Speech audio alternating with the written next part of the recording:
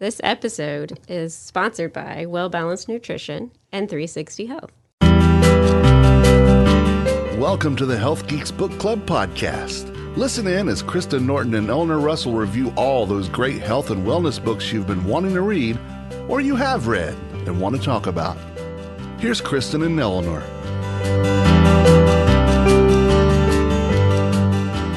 Well, hey everybody, we're back and we're talking about the book we read. I'm Eleanor. And I'm Kristen. And we're going to be reviewing The Blue Zone Solution by Dan Buettner, I guess is how you say his name. Do you know how to say his name?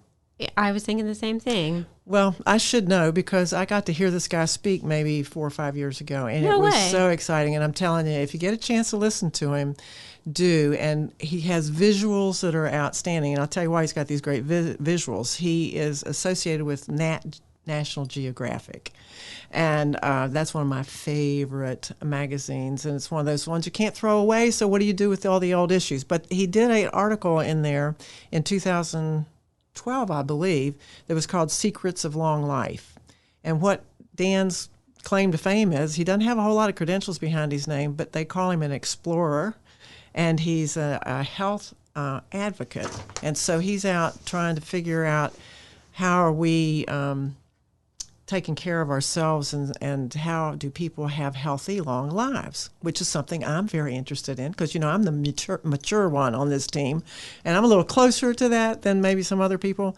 But he also has Guinness Book of World Records. He has like 3 endurance cycling records. Did you know that? I did not. I didn't either. I thought, well, that's kind of a little tidbit to know about this guy. But I also think being an explorer in 2021, that's not your typical career. Yeah, or what you would introduce yourself as. So here's this guy that has traveled extensively and spent lots of time exploring communities. And again, this book was published by a publisher that puts a disclaimer in it. They have a message to the reader, always saying the ideas and opinions are that of the author, and blah, blah, blah. And they disclaim all responsibility for any information that's in this book.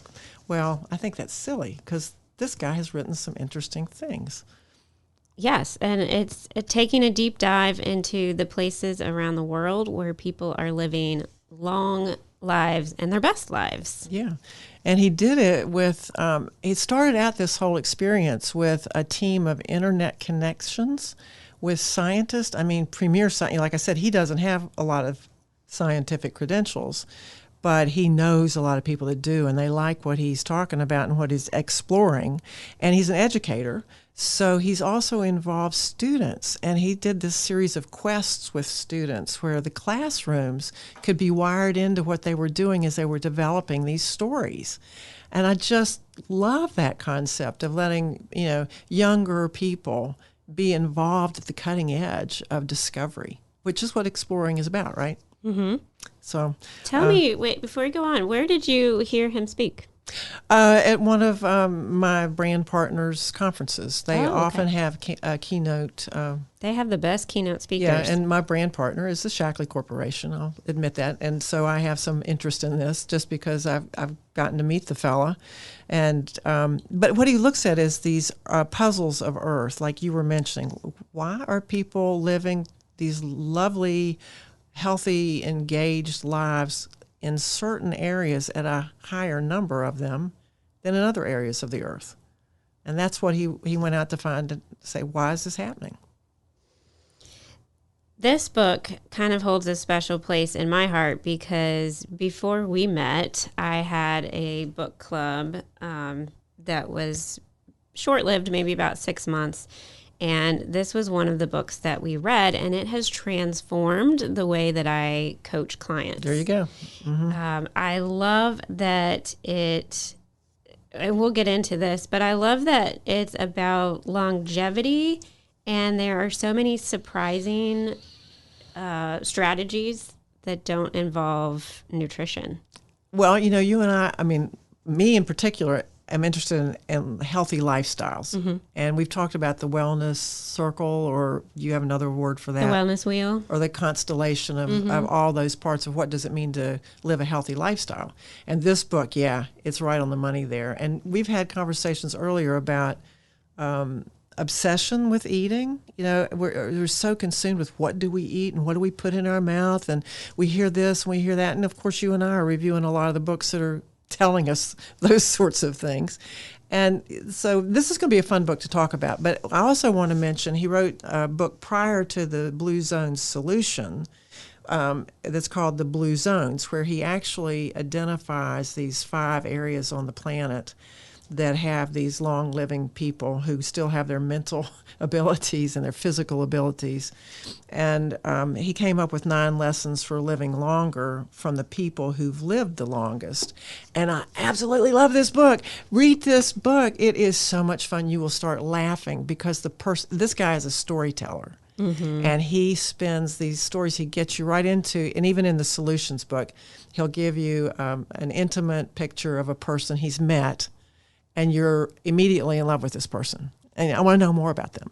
And so, yes, this of the books that we've reviewed gets one of my highest, either one of them gets one of my highest raves. I love what he did in this book. So the Blue Zone Solution, and which one this is just called the Blue Zones. 9 Lessons for Living Longer. Mm-hmm, yeah. And so, and even Dr. Oz says, a must read if you want to stay young. But the Blue Zone Solution condenses the Blue Zone book in the first portion of this and gives you a synopsis. But what I'm saying is the synopsis is not as enjoyable as the stories the he's book, telling in the because 9 lessons. He talks about his reactions and his team's reactions, and the stories are just wonderful. So that we can use some of that as we go through this, because I would like to refer to a little bit of it. But we will tell you the 5 Blue Zones. Yeah. Okinawa's one. Mm-hmm. Ikari, Greece. Mm-hmm. Mm-hmm. Loma Linda, mm-hmm. California. Nicoya Peninsula in Costa Rica. Yeah, and while I was reading these books, I got my atlas out to look this stuff up. And our producer here was telling us he was a former travel agent. And, looking at maps of the earth and places to go, even enriched my reading of this book to think about how far away are these people. And Costa Rica has a peninsula. Which side of the peninsula, where is it, on the east or the west coast? West. Yes, it is. And so mountainous regions versus coastal regions influence what these people, their lifestyle. Yeah. And the last one is Sardinia. Yeah. And those folks are sardonic. And so, when we talk about sarcastic and things like that, they talk about the attitudes of those folks are very sort of caustic, but it's one of the ways they relieve their stress. Cool. Yeah, so it's kind of fun. What are these 9 lessons? Because he talks about them in both books. Yes, he does. I'd like to talk about the first one. Okay. Move naturally. Because let's do that. Let's talk about all 9 of them. Because I think if anybody's listening and they're not ever going to read these books, at least we can give them the 9 lessons. Absolutely. Yeah. So move naturally. And we thank you for it. So he talks about how these people who are living long lives in the Blue Zones are not necessarily going to the gym, lifting heavy weights. They're intentionally saying, I have to get there. I've got to get the right clothes. I got to schedule my day to be there. And I really don't want to go, but I got to go.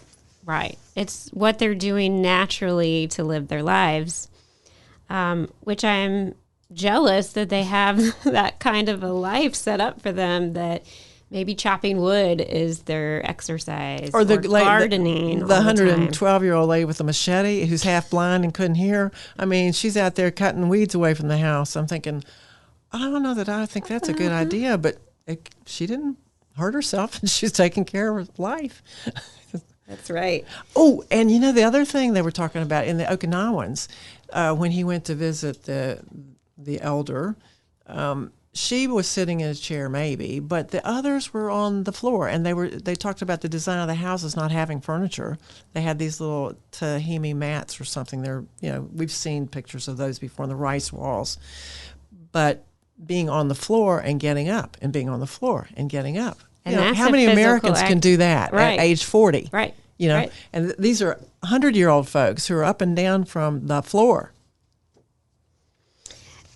Well, and I like that Dan in his work goes on to explore, like, how can we make our own lives more like a blue zone? And I just recently went to Disney World with my family, and I was like, aha, this is it. So if you've ever been to Disney World, and waited in a line, you can't go from one corner of the room to the other. You have to go in this zigzag pattern. And I'm like, maybe I just set up my house with these little zigzag lines where I can't go like in a straight line. In a straight line.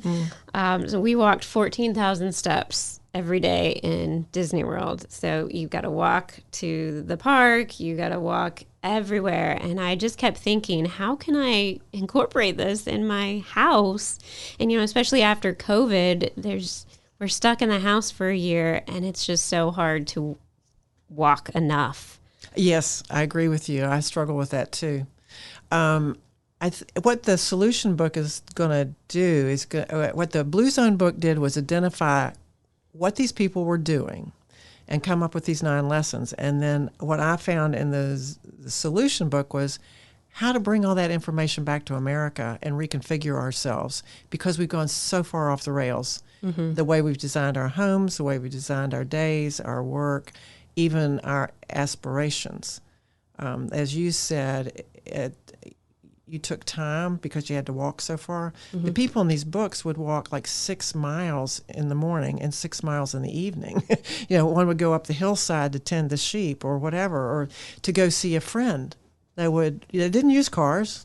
Some of them used bikes, and there was an 80-year-old riding a bike in Costa Rica that the guy thought he was 60, and he found out he was 80, and he was going to see his 100-year-old mother, But we don't do that here. We take the easy way out. We want to be comfortable. We want to sit. We want to be sedentary.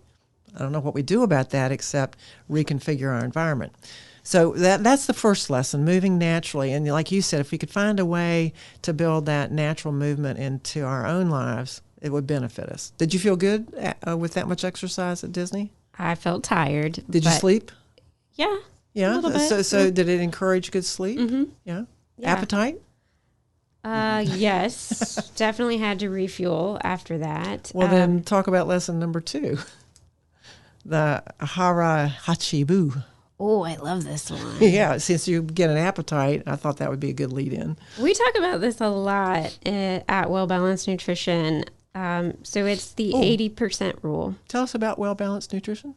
Sure. So Well Balanced Nutrition offers one-on-one nutrition coaching. And I'd love to tell you about our meal planning that works course that's coming up. We start April 23rd. Please go to wellbalancednutrition.com/meal planning. We'd love to have you join. Good. Now back to So we talk a lot about the 80% rule, where you leave this 20% gap between not being hungry and feeling full. Right? And does it have something to do with signaling from the stomach to the brain? Well, part of it is that it takes 20 minutes to get that signal, and we eat in like 5 or 10 minutes. And so in Okinawa, if I'm remembering right, it's that they believe it is appropriate to the guest who is serving you the meal to leave some on the plate. And when I looked into it, that's what I remember. At least that's part of it. So, and they say this harahachibu before they eat to remind themselves to stop when they're 80% full. Yeah, that's a mindset right before we eat. And then I tell people, if you stop there, but then give yourself 10 minutes, you're probably going to feel 100% full because you gave yourself that full time. And what they say is to involve, can we talk about the solutions while we're doing this a little bit? I mean, the ideas that he comes up with? Absolutely. Because one of the things he suggests and that they observed was when we eat, it was a social time as well. That you bring people together and take time and have conversations, which slows you down. Right. Which allows the signals in your body to move, in an appropriate way so you might not overeat. Then they also were talking about portion sizes, because a lot of the diets are bulkier but not as calorie dense. So you have to eat more food products, which does fill you up. Absolutely. And the other idea was, I think, to use smaller plates and smaller cups. And Americans just don't do that. So they talk about the restaurants in some of these communities that they tried solutions in. In the solutions book, they went to towns in America and said, why don't you all sign up and be part of the Blue Zone Project? And they get 4,000 people to sign up. And what happened then is some of the restaurants decided they would revisit their menus. That's wonderful. And they would put, instead of the huge serving size, they would cut it in half and then add a side of fruit and salad. And they found things were happening. They're still making money. But it was just reframing based on what's happening. Right. And one last thing I'll add to that is that most of the people in the blue zones were having their smallest meal in the late afternoon. Absolutely. And then not really eating after that. Yeah. And, we read a book about intermittent fasting. Wasn't that it? Intermittent fasting and protein cycling. It's called The Switch, yes, by James Clement. And he talked about fasting. And he talked about most people can do this if they stop eating at 6 and don't eat tomorrow until 6 in the morning, or 8 or 9 or 10 if you can.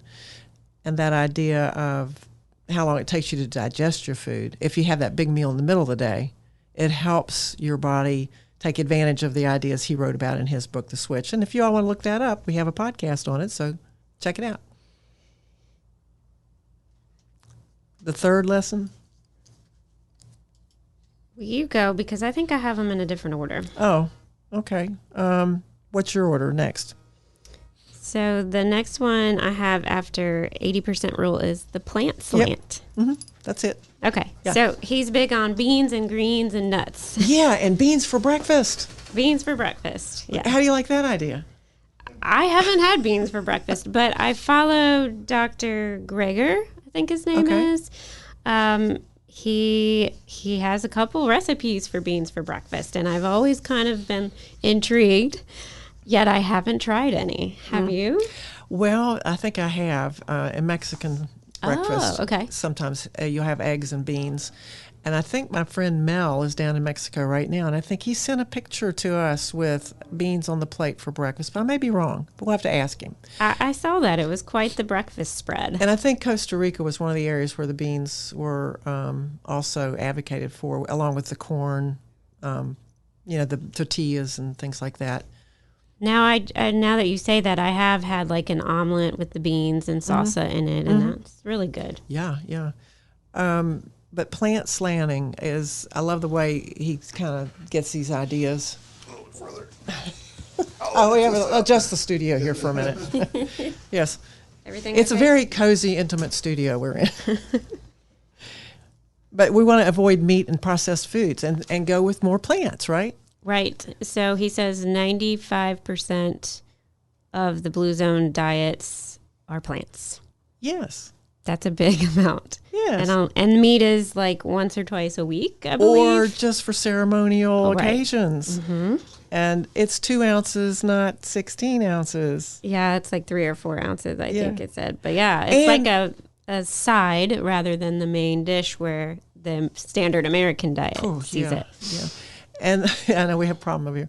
But pork. I mean, they were advocating pork, and I was blown away by that. I was going, pork? I mean, most people say, no, let's don't do the pork thing. At least I hear that in my contacts. But they said that what happened with the people that were eating meat as their source of pork as their source of meat was they boiled it and cooked it and skimmed the fat off, and by the time they were eating it, really was just a collagen source. So maybe they prepare it. So how you prepare the meat was important as well. But Spam, somehow Hormel sent a whole bunch of Spam to Japan, and evidently they love it. And they have stir-fried Spam over there. It's a big thing. So this westernization of these areas that had such wonderful culturally derived food habits have been somewhat besmirched by the Americans.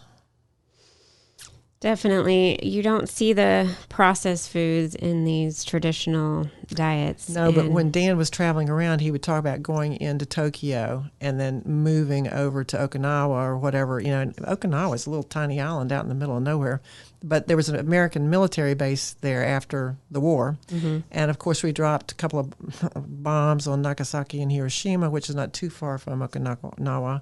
And I kind of wondered, this is another sidebar, I'll come back to that. But after the war, we brought in all these, you know, Taco Bell, Kentucky Fried Chicken, McDonald's, all over the place. And he said, you know, you could just see when he would travel, and then he'd have to get in these very remote rural areas to find these people.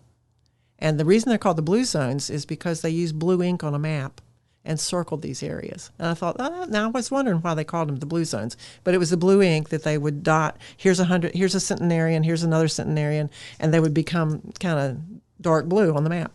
Have we mentioned that? What's a centenarian, and what does that have to do with blue zone? And the super centenarians. Uh-huh. Yeah. That was new to me. So people who are living into their hundreds. Yes. And more of us are doing it, but in America, not as many as in these other areas. Right. All right, let's talk about the next one. Oh, let's talk about this one. Oh, yeah. Wine at 5. Yeah, that's it. Drink red wine in moderation. And we heard this from the telomere effect, too, didn't we? When we read Elizabeth Blackburn's book, she said, you know, a little glass of red wine once or twice a week, maybe with a meal, is going to help protect the telomeres. So when we read that book, we got a little more evidence about what Dan was just seeing from historical evidence. She was actually measuring in biological, physiological evidence, which just solidifies this recommendation even more in my book. Oh, yeah, absolutely. Yeah. But yes, this red wine has the polyphenols evidently in it, and he actually recommends a Sardinian red wine, and I am not familiar with it, but he says you should order a case of it and enjoy it. I get a good red wine, not some barrel washing, but a good red wine. And enjoy it. And he says, again, you know, the Sardinians at 5 o'clock, they come out in the street, they go have a drink with each other, they have a great time, they laugh, they yuck it up, they joke with each other. It's a stress relief, which is one of the other things we'll talk about. But then what I was stunned with was in Okinawa, the older folks were doing mugwort vodka. And mugwort is Artemisia, which we have in our gardens around here. So I'm thinking, I wonder if I have any mugwort in my yard. I might have to check that out. But they season their rice with it if they want to. But the ladies get together and drink this stuff. And vodka at 100 years old, would you think that's a good recommendation here? Interesting. I don't think our docs are recommending that. No. So there might be some fiery people out there that do that. Yeah, so even though they say red wine, there was some evidence across these communities that spirits, we might call them spirits, seem to have an advantage for these people, some protective advantage, except the one group that didn't was the Loma Linda Seventh-day Adventists. They had no alcohol in their routine. Well, and I think, too, what you pointed out is important, that the way that they are drinking is a social nature. Yes, not to get drunk. A slow, enjoyable process rather than maybe covering up a problem that you might have or taking that to the next level. Yeah, and again, like, they were talking about the size of the glasses they drink from. They're not, you know, and we got these fish bowls that people serve you a glass of wine in these days, and you think, how much wine are you serving me? Yeah, you think of those memes that you see with this giant wine glass that holds an entire bottle and says, my doctor told me 1 glass of wine. Yeah, I don't think that was the recommendation. Well, what's the fifth lesson I've got on my list is purpose now. Take time to see the big picture. That idea of waking up every day and knowing why I'm waking up, and that you've kind of thought about, I want to wake up tomorrow because I want to do this. Yeah, so now we're getting into all of the other ones that are not related to nutrition. So of the 9, there's only 3 that's related to dietary intake. Isn't that interesting? Yes. Yeah. And cool. So, and purpose takes me back to Jay Shetty's book. Yes, it does. Because that was all about finding your purpose and how important that was. That was Think Like a Monk. Think Like a Monk. Episode Go number back 1. and listen to that one. Yeah, I think this was really fascinating when I was first reading this book, that research was showing that your sense of purpose and worth could add years to your life. Absolutely. One of the, I'm going to look for a little comment here, because this lady said something to the effect of, if you want to really take care of yourself, you should take care of others. You know, you might do more taking care of yourself when you're caring for others. And it was just the words of wisdom that come out of these interviews that he had with these people. It was delightful to read. And another thing he talks about is that one of his internet-linked scientists said something that resonated with me from having taught some courses in geriatrics in the medical school. When I would ask students, do you want to practice geriatrics, very few of them raised their hands. And then we would explore, well, let's explore that. Why is that? What are your attitudes about your own old age? What do you look forward to? What are you kind of afraid of? And that was a really good exercise, because it really got us into what do we think about old age in America. And so this Dr. Pearls is his name. He said, we have an ugly view of old people that is completely false. So we train people to worry about getting old. And that's why I recommend reading the Blue Zone book, because you meet these fantastic people and you think, I want to be just like them. You know, can I live that long and be as neat as that? Instead of, you know, a urine-soaked person in a wheelchair in the corner of a retirement village, you know, which is the image a lot of people have of old age. It's not something you want to get to necessarily, which may affect why we don't take care of ourselves.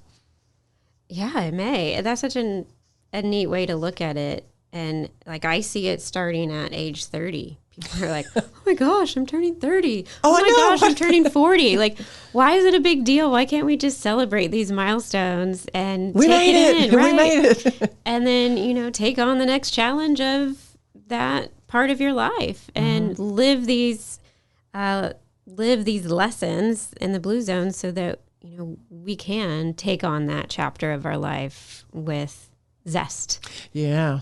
And one of the Okinawans, there's a picture of her. That's the other thing. The pictures in the Blue Zones are just fun. She's holding her great-great-great-grandchild or something like that, you know, like so many generations beneath her. But she's alive to hold it. She said, it gives me the best joy in the world. But she said, when I was young, I had long hair. I was beautiful. And then I have come to learn that beauty comes from inside. You know? It's such an inspirational and book. It is true. I mean, when you're around people who you would say might be physically unattractive, but you don't really notice it because they're beautiful, you just feel so good around them. And that's what these people offer us, which is another thing. The purpose now, I think, these older folks have been incorporated into the families of the younger kids. The 70-year-olds and then the 50-year-olds. They're all living together. They have intergenerational homes. And they said that most successful aging, the parents live with the children. And that's something in Americans, we don't like that very much. Even the older adults don't want to burden their children, so they don't ask to be cared for by their kids. They try to prepare so that they can be in a community of old people instead of wanting to stay connected to family, which is one of the things we'll talk about. But in that idea, I was getting to the relationships, and the purpose is I have to be here to help my children take care of their children. And so they wake up in the morning, they'll do the cooking for some of the kids or, you know, whatever, and they are needed. And what they tell us, there's no word for retirement in some of these communities. What does retirement mean? It's the end of your productive years, and it's the time when you need assistance and caring. And that's not so cool. So in America, we're more likely to die the first year of retirement than the last year of our working days. Oh, wow. Is that, and if you think about people you know, you can probably name some. So. Yeah, I guess it depends on what you do once you retire. Well, and that's why this conversation is so important, people. If you're not, you know, working if you're not living for your work, you're living for your family and your lifestyle and your purpose. Right. It doesn't matter what you do. And yeah, volunteer, go out and find a hobby. It doesn't end with retirement, right? Purpose doesn't. Yeah, and you said learn a hobby. In the solutions, one of the solutions they said was learn something new. And in the Blue Zones, I didn't really remember meeting any people that he interviewed that learned something new. So I was kind of interested in where that new idea jumped in. But he said because in the solutions, he said, because it may give you a purpose. So learn a new musical instrument. And if you really want to do that, then that's your purpose. I am going to learn to play the guitar. I'm going to learn to play the piano or whatever. So learn, but that was related to keeping your mind sharp, learning something new, but also giving you purpose. What about downshift? Mm-hmm. That's one of the lessons. Mm-hmm. So this is kind of like napping, right? It could be. Or setting some time in the afternoon to downshift and relax and maybe meditate or do a little bit of yoga. But the people in the Blue Zones aren't rushing around all day and then at 9 o'clock crashing on their pillow. Yeah, because they're busy working to live. These were not places with a lot of money. Mm-hmm. And I wondered, how do they pay for stuff? But there was a guy in Costa Rica, I think, that got on a bus at 4 a.m. in the morning to ride to the market to buy the food for the family meal. And he was over 100 years old, but he paid for it. And I thought, I wonder where the money came from for that. But they had some sugar cane fields or something. And so maybe there was some sugar production, but not a big thing at all. What I was remembering that these people did in downshifting is because they were, they had to walk up to the mountaintop to take care of the sheep.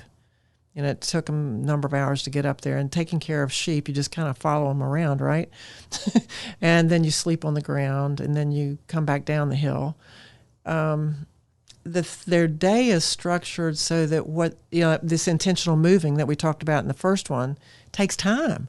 I mean, to walk 6 miles takes you some time. To prepare all your food from scratch takes time. And you're not going to want to do that. Yeah, and I know when I work with people 3 times a day on my 7-day healthy cleanse, some people just don't like to chop food. They don't like to prepare food. It takes too much time. That's what they tell me. And I go...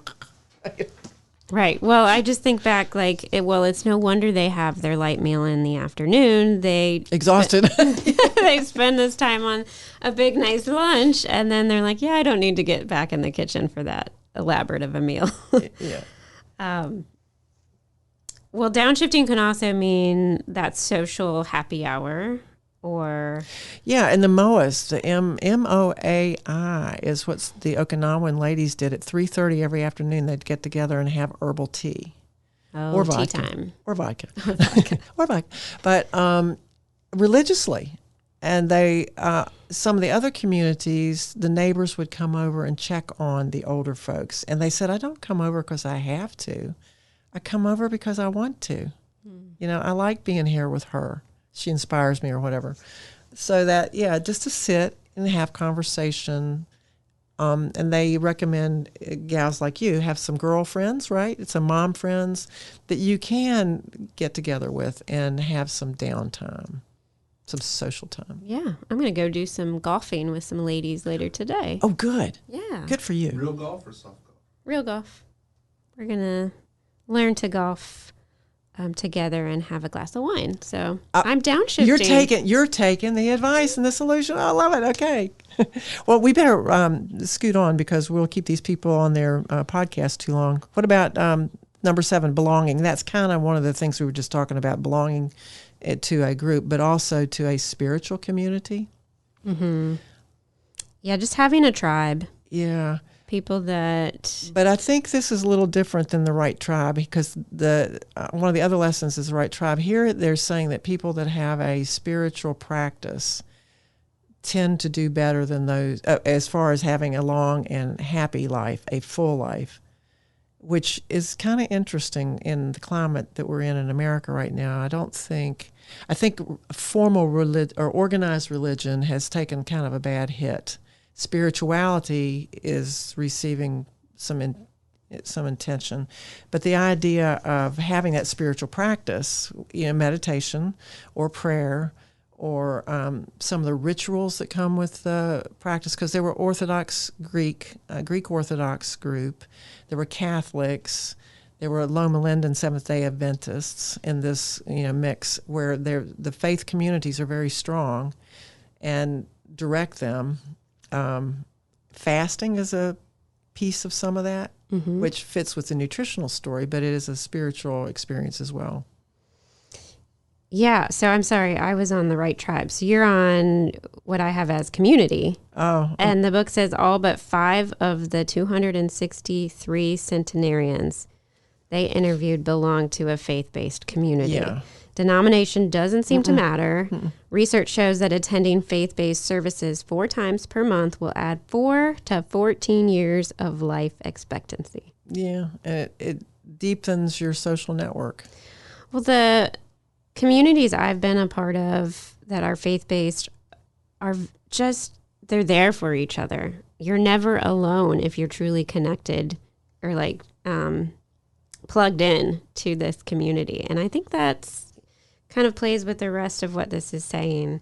The social connection aspect of it is protective in many of these different areas.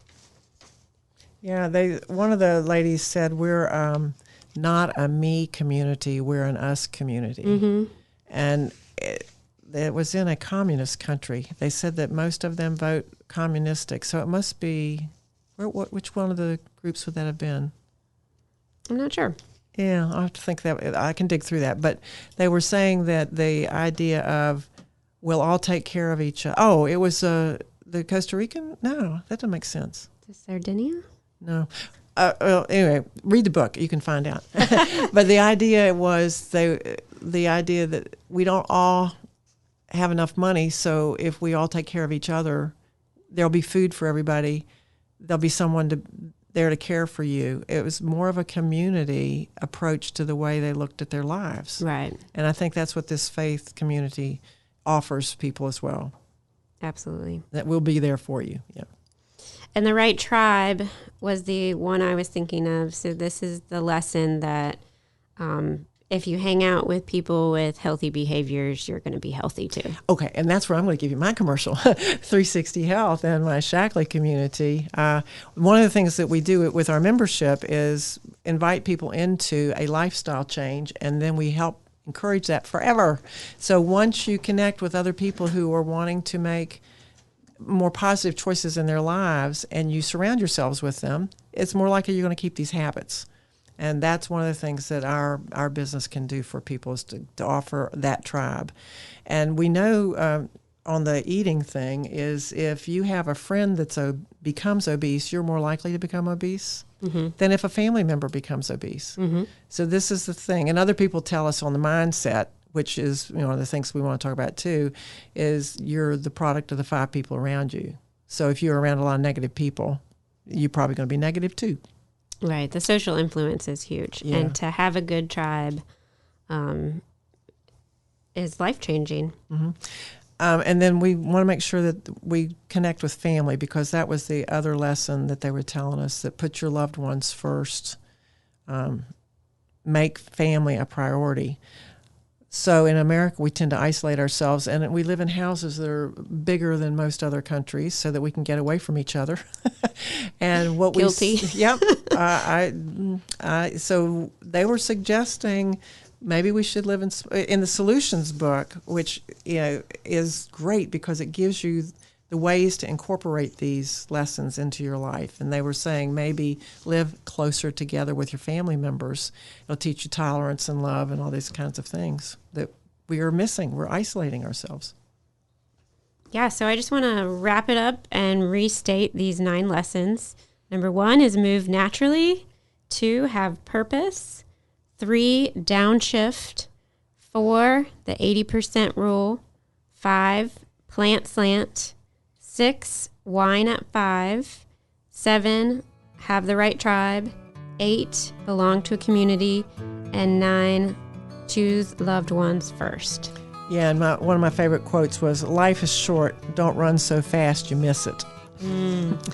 Yes, if you need some inspiration, check out the Blue Zones, either the solutions or the 9 lessons. It's absolutely critical reading for everybody. We love it. We enjoyed talking to you about it today and look forward to discussing our next book. Absolutely. Until then, have a great day.